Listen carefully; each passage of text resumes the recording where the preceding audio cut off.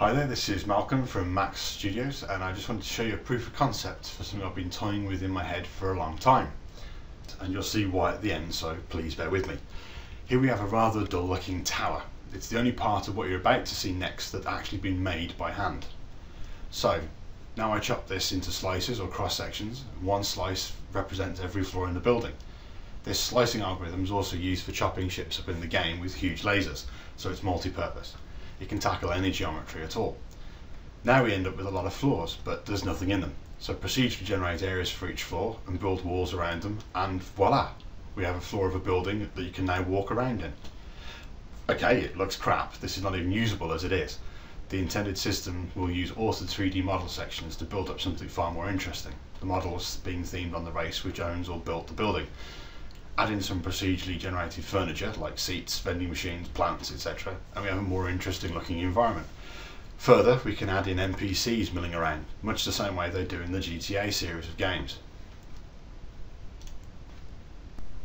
So now we add in the rest of the floors, and we put in access to above and each with lifts and stairs, and suddenly we have a complete tower block filled with places to wander around, randomly generated furniture and NPCs which bring it alive, all generated from a single simple box. So here we can see you can enter the building from anywhere, fly around, walk around the level and explore the building as a whole. Obviously with visibility testing and so on that will make sure we're not rendering the whole building. This is just, like I say, a proof of concept. This is demonstrating a lift that would basically take you up and down to the levels, that kind of approach, and then you can just get out and wander and explore, and in this case exit the building where you will.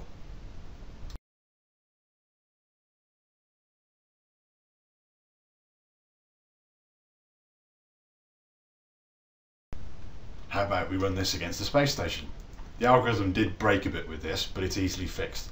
You can see we have a lot of levels here, and some of the rooms are generated outside the cross sections, but you get the general idea. Now with this you could dock with any space station in Dominium and get out and explore it. You could visit the malls, go to the bars. As long as we set up these key areas of interest and make it all believable, you're free to go where you will. There will always be a degree of sameness. This is procedural content and you can't avoid that. But think on sameness in the real world. How many bars have you been to which look the same? How many restaurants? How many skyscrapers with identical layouts on every floor? The decor is what makes it differ, the furniture, the level content.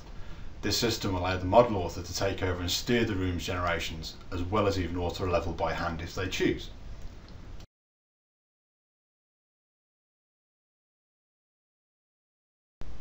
None of what you're seeing here is pre-baked, by the way. You're seeing the results as it gets generated. If I change the random seeds, we get entirely new levels from exactly the same model geometry. Anyhow, now for the grand finale.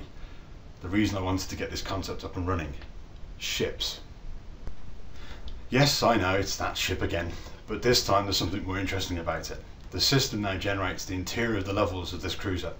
You can now explore your own ship, visit engineering, visit the turrets, take one over. At least that's the intent behind all this.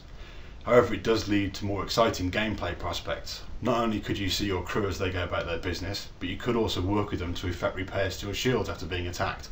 Or even better, we're hoping you could fend off a boarding party which is now trying to steal your cargo in an FPS mini combat game.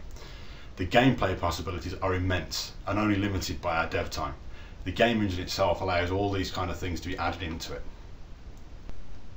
This does all look very tile map based at the moment, and that's because the proof of concept is just based on tile maps.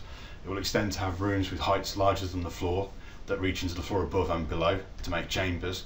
The final version I see in my head will look far more like a traditional 3D level though, but time will tell.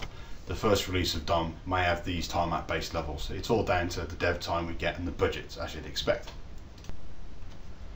In closing, all this is stupendously ambitious, of course, but it's also highly achievable, as long as we can manage the expectations for the player.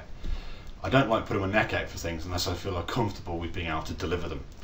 We're not talking about Unreal 4 or Crysis 3 level content here, but we are talking about the vast expansion of the explorable universe Dominion can give the player. All we need is the time and funds to be able to spend on making Dom, and we can then look to bringing this system in as well. Hopefully you can see past the rough concept here and see the actual potential behind the system. This is what we want Dom to grow to be: vast, huge, explorable, and at your leisure. I personally don't know of any other game that does this or has ever tried to, and if we get the chance to build them, I assure you none of us are going to regret it.